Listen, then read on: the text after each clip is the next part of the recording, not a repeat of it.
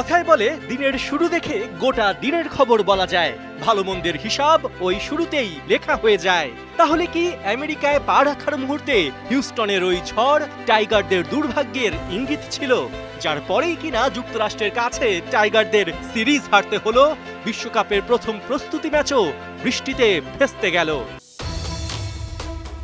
তবে আরো একটা বিখ্যাত ডায়লগ আছে যেখান থেকে বাংলাদেশ চাইলেই অনুপ্রেরণা খুঁজতে পারে। শাহরুখের সেই বিখ্যাত উক্তি, হেরেও যে জেতে তাকেই বাজিকর বলে। বাংলাদেশ কি এবারের বিশ্বকাপে বাজিকর হতে পারবে? বাংলাদেশের বেহাল পারফরমেন্সে অনেকের ধারণা শান্তরা গ্রুপ পর্বই পার হতে পারবে না। শ্রীলঙ্কা সাউথ আফ্রিকাকে হারানো বড্ড কঠিন, কিন্তু সত্যি কি তাই? কি অবস্থায় আছে টাইগারদের গ্রুপ অপোনেন্টরা? চলুন দেখে নেই।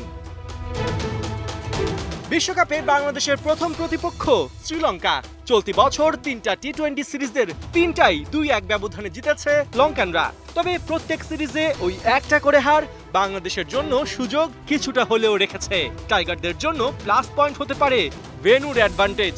লঙ্কানদের সাথে বাংলাদেশের ম্যাচ ভেন্যু ডালাস, যেখানে যুক্তরাষ্ট্রের বিপক্ষে প্রস্তুতি ম্যাচের জন্য ২ দিন প্র্যাকটিসও করেছে টাইগাররা। অর্থাৎ উইকেট সম্পর্কে লঙ্কানরা অজ্ঞ থাকলেও বাংলাদেশ পুরো ধারণা নিয়েই মাঠে নামবে। বিশ্বকাপে সাকিব রিয়াদদের পরের চ্যালেঞ্জ সাউথ আফ্রিকা, যাদের এখন চলছে ঘোর দুর্দশা। ওয়েস্ট ইন্ডিজের সাথে দ্বিপাক্ষিক সিরিজে হতে হয়েছে হোয়াইট ওয়াশ।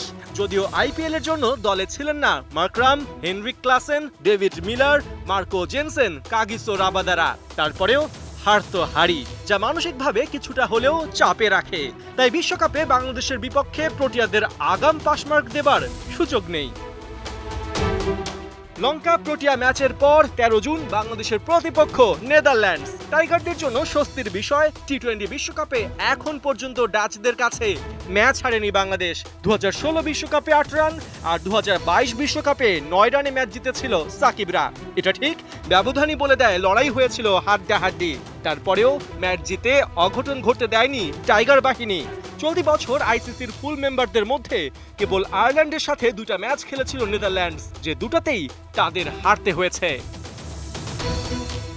গ্রুপ পর্বে বাংলাদেশের শেষ অ্যাসাইনমেন্টের নাম নেপাল। বিশ্বকাপের প্রথম প্রস্তুতি ম্যাচে যারা কানাডার কাছে হেরেছে ৬৩ রানের বিশাল ব্যবধানে। এই ম্যাচে নেপালের হয়ে ডাবল ফিগার স্পর্শ করতে পেরেছেন মাত্র ৪ জন।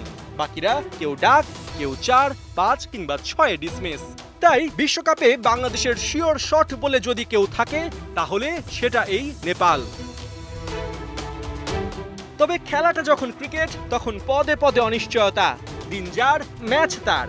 যুক্তরাষ্ট্রের কাছে বাংলাদেশের সিরিজ হার তারই প্রমাণ। তাই প্রথম প্রস্তুতি ম্যাচ বৃষ্টিতে ভেস্তে যাবার পর ভুল শোধরাতে ভারতের বিপক্ষে ম্যাচ শান্তদের জন্য গুরুত্বপূর্ণ। কারণ ওই যে দিনের শুরুই বলে দেয় গোটা দিন কেমন যাবে। পার্থ বণিক, ৭১।